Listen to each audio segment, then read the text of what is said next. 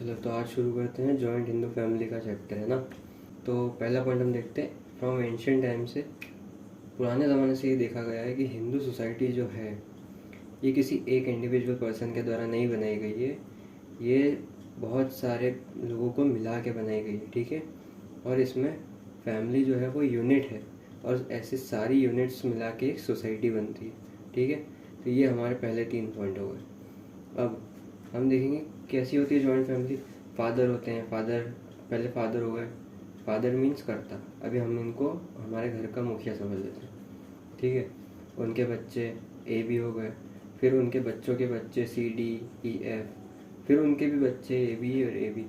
अब यहाँ देख रहे होगे मैंने लाइन लाइन बनाई है, लेकिन एक लाइन ये जी जो लिखा हुआ है उसमें डैश डैश बनाया है, तो वो है डॉटर के लिए। अब डॉटर क्या है, जो जॉइंट हिंदू फैमिली होती है वो उसका पार्ट नहीं होती, क्योंकि वो तो डॉटर शादी के बाद कहाँ दूसरे जॉइंट हिंदू फैमिली में चली जाती है, ठीक है। यहाँ लिखा भी देखो, daughter after marriage became a part of other joint Hindu family. After marriage if daughter came home then she will be a part of joint Hindu family but his children will not.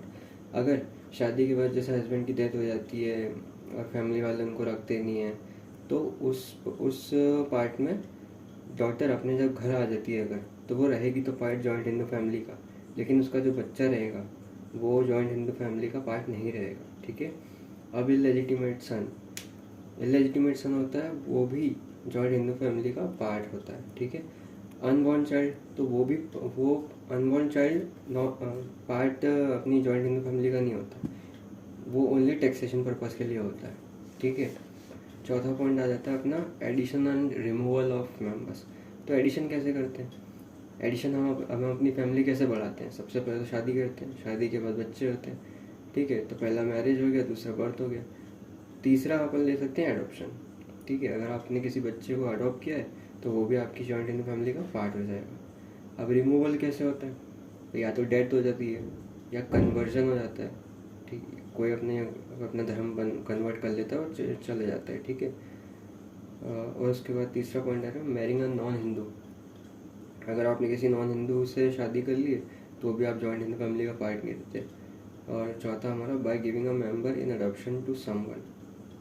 अगर अपना बच्चा आप किसी और को देते हो तो वो बच्चा भी जॉइंट हिंदू फैमिली का पार्ट नहीं रहता, ठीक है। और पांचवा तो हमने बात कर ही ली है, daughter is removed by marriage. Daughter की मैरिज हुई तो वो जॉइंट हिंदू फैमिली का पार्ट नहीं रही। अब हम देखेंगे one member can constitute joint Hindu family. हाँ, कैन नॉट कॉन्स्टिट्यूट, मतलब जॉइंट हिंदू फैमिली जो होती है ना वो 2 मेंबर्स के द्वारा ही बनाई जा सकती है, एक मेंबर तो बनाएगा नहीं, ठीक है। If a member starts living separately, he continues to hold joint status for the purpose of his share as a member of Hindu joint family. तो इस पॉइंट में ये बताया गया है कि देखिए, अब जैसे हम बच्चे हैं, हम तो बाहर चले जाते हैं पढ़ने लिखने, हम छोटे शहर छोटे गांव से आते हैं तो हमको बाहर जाना ही पड़ता है पढ़ने। तो अब अगर हम बाहर चले गए तो क्या हमको हमारी फैमिली से बेदखल कर दिया जाएगा, है ना? तो ऐसा नहीं होता, हम रहेंगे तो जॉइंट हिंदू फैमिली का पार्ट ही, ठीक है।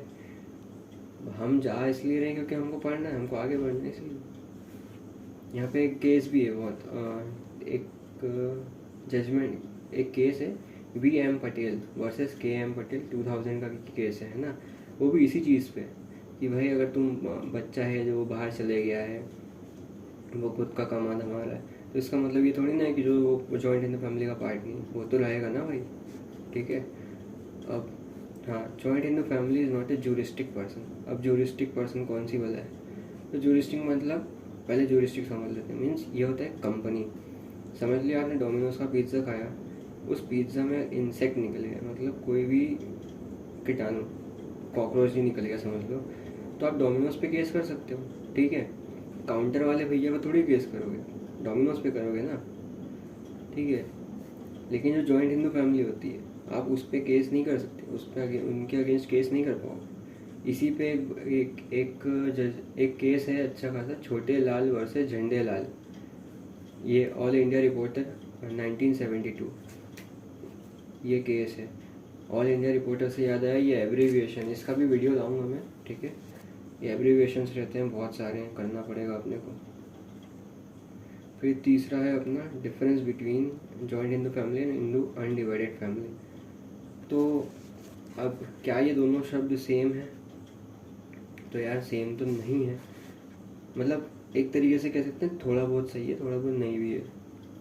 तो पहले देख लेते हैं जॉइंट हिंदू फैमिली होता क्या है। तो जॉइंट हिंदू फैमिली को जो है वो ओनली टैक्स और रेवेन्यू के पर्पज से ही देखा जाता है।